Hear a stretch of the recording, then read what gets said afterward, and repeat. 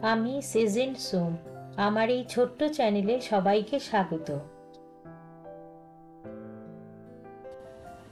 আজকে আমার রেসিপি গন্ধরাজ চিংড়ির রোস্ট। অসাধারণ একটি রেসিপি আপনাদের জন্য নিয়ে আসলাম।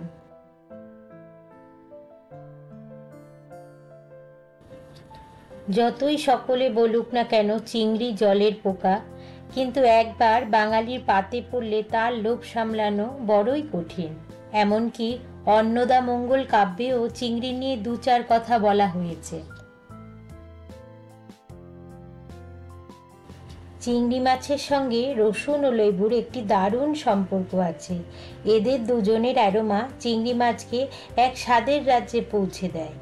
আর তার মধ্যে যদি বাংলার গন্ধরাজ লেবুর সংস্পর্শ পায়, তাহলে তো আর কোনো কথাই নেই।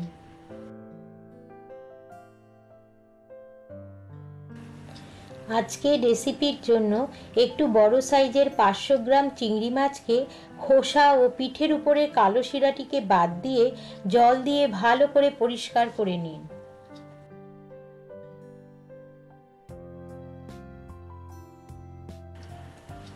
এবার স্বাদ অনুযায়ী নুন, 1 চা চামচ গোলমরিচের গুঁড়ো ও একটি গন্ধরাজ লেবুর উপরের খোসার সবুজ অংশ বা লেমন জেস্ট যোগ করুন।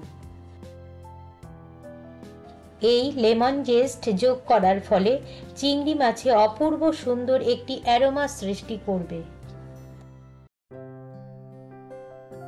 স্বাদকে আরও দৃঢ় করবার জন্য অর্ধেক গন্ধরাজ লেবুর রস মিশিয়ে দিন।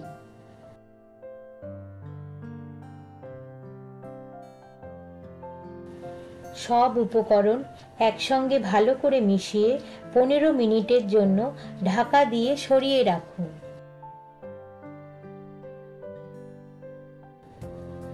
এবার একটি গ্রিন পেস্ট বানিয়ে নেওয়া যাক। তার জন্য ধনেপাতার যে মোটা ডাঁটিগুলো আছে সেগুলো ও পাতা সমেত নিয়ে নিতে হবে। আমি এখানে 50 গ্রাম মতো ধনেপাতা নিয়েছি। পাতার থেকেও ধনেপাতার ডাঁটিতে স্ট্রং ফ্লেভার থাকে, তাই এই রেসিপিতে পাতা সমেত ডাঁটিও ব্যবহার করতে হবে।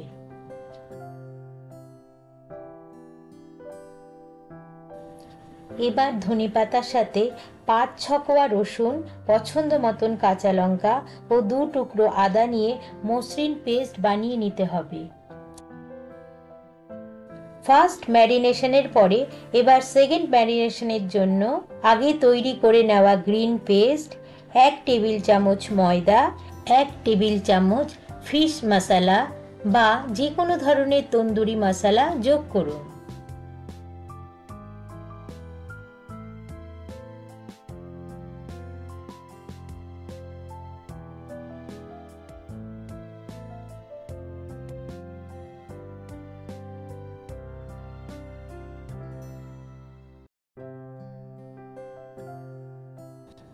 সমস্ত উপকরণ হাতের সাহায্যে ভালো করে মেখে নিন। হাতের সাহায্যে মাখলে মশলাগুলো প্রপারভাবে মাছের গায়ে মেখে থাকবে।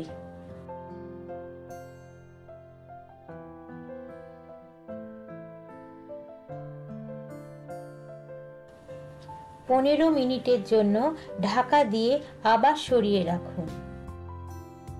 এবার আসা যাক মাছকে যার সাহায্যে গেঁথে রোস্ট করতে হবে তার প্রসঙ্গে। এখানে কয়েকটি বাঁশের সরু কাঠি বা স্কিওয়ার জলে আধ ঘন্টা ভিজিয়ে রাখতে হবে, তাহলে রোস্ট করবার সময় স্টিকগুলো পুড়ে যাবে না। পরিষ্কার কিচেন টাওয়েলে মুছে নিয়ে মশলা মাখানো মাছগুলোকে এবার গেঁথে নিন।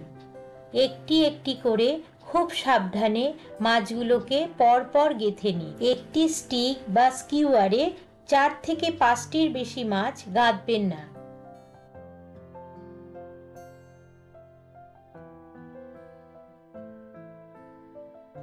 দেখুন কি সুন্দরভাবে গ্রিন পেস্ট দিয়ে কোট করা হয়েছে। এখানে বোঝাই যাচ্ছে মাছের গায়ে প্রপারভাবে মশলার কোটিং রয়েছে।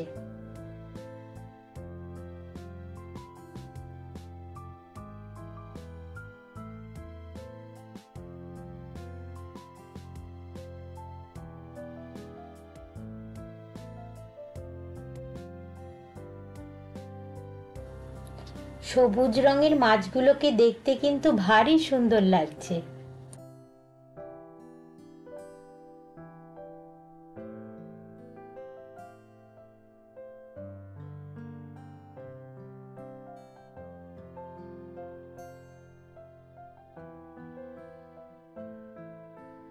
এখন 1 টেবিল চামচের মতন সর্ষের তেল ছড়িয়ে গরম হতে দিন।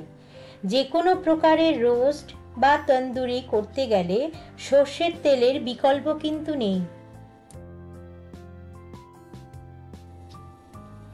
তেল গরম হলে স্কিওয়ারে গাঁথা মাছগুলোকে তাওয়ার উপরে সাবধানে রাখুন। মাঝারি থেকে বেশি তাপমাত্রায় উল্টে পাল্টে রোস্ট করে নিন।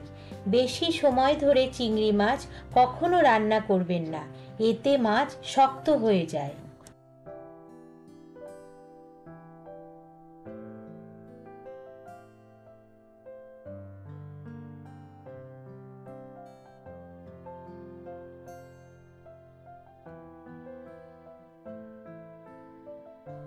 প্রয়োজন হলে মাঝে মাঝে গ্রিন পেস্ট ব্রাশ করুন।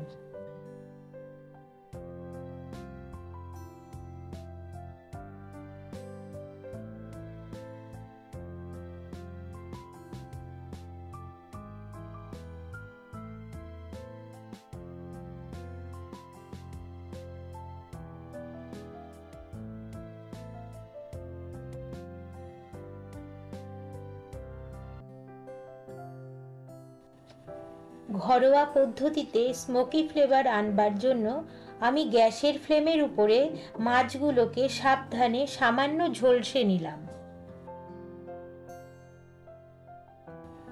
হাতের কাছে সবসময় কাঠকয়লা নাও পাওয়া যেতে পারে, তাই হঠাৎ করে এরকম রেসিপি ট্রাই করবার জন্য আমি এই পন্থাই বেছে নিলাম। বন্ধুরা, ট্রাই করে দেখুন ভালো লাগে কিনা।